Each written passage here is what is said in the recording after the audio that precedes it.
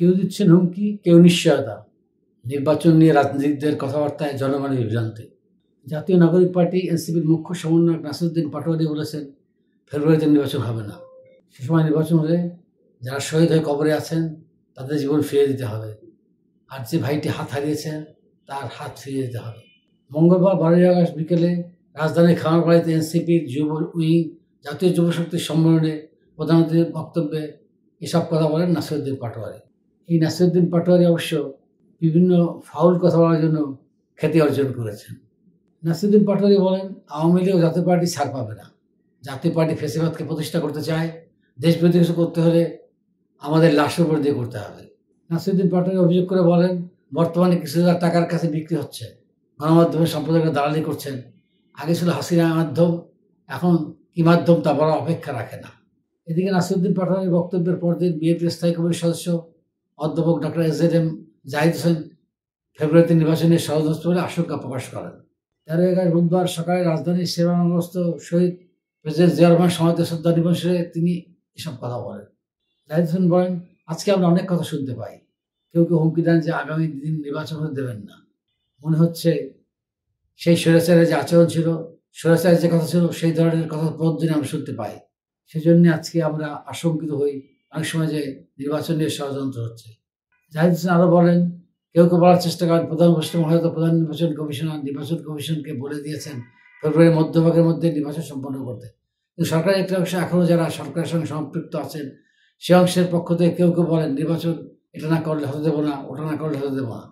বিএনপির স্থায়ী কমিটির সদস্য বলেন, আজকে যারা ধমক দেন নির্বাচন হতে দেবেন না, তাকে ভেবে দেখছেন জনগণ কি চায়? কোন সমর্থন এটাতে আছে? আপনার মব কালচার সৃষ্টি করছেন, দেশে আইনশৃঙ্খলা পরিস্থিতি কোন দিকে নিয়ে যাচ্ছেন, দেশ শিক্ষা ব্যবস্থা 1 বছর যাবৎ কি ধরনের পড়াশোনা সেটাকে আপনারা লক্ষ্য করছেন। এদিকে গণ অধিকার পরিষদের সাধারণ সম্পাদক মোহাম্মদ রাশেদ খান মঙ্গলবার রাতে ফেসবুকে পোস্টে বলেছেন, আমি শতভাগ গ্যারান্টি দিয়ে বলছি প্রধান উপদেষ্টার ঘোষিত সময়ে নির্বাচন অনুষ্ঠিত হবে। রাশেদ খান লেখেন, প্রধান উপদেষ্টা ছাত্রদের দল গঠনের জন্য পর্যাপ্ত সময় দিয়েছেন, কিন্তু একেবারে বিতর্ক প্রধান উপদেষ্টা সহ বাকি উপদেষ্টার বিরোধ করেছে। প্রধান উপদেষ্টা যেভাবে বলছেন সেই রোডম্যাপ অনুযায়ী নির্বাচন কাজ করছে, এরপর পরিবর্তন করবেন না, সেই সুযোগ হতার নেই।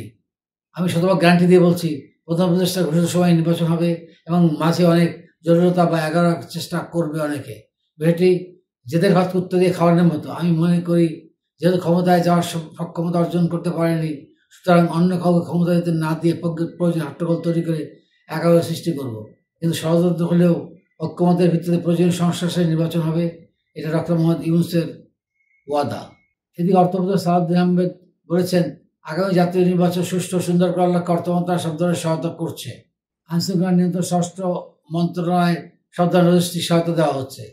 কোনো ব্যক্তি বা দলের কেউ বললেই নির্বাচন বন্ধ হয়ে যাবে না জানিয়ে অর্থ উপদেষ্টা বলেন, আগামী নির্বাচন অবশ্যই সুষ্ঠু হবে।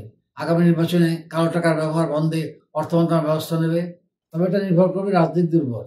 10 আগস্ট সোমবার রাজধানীর আগারগাঁওয়ে নির্বাচন কমিশন ভবনে প্রধান নির্বাচন কমিশনার এর সঙ্গে সাক্ষাৎে সাংবাদিকদের সঙ্গে আলাপকালে ডাক্তার তাহের এসব কথা বলেন।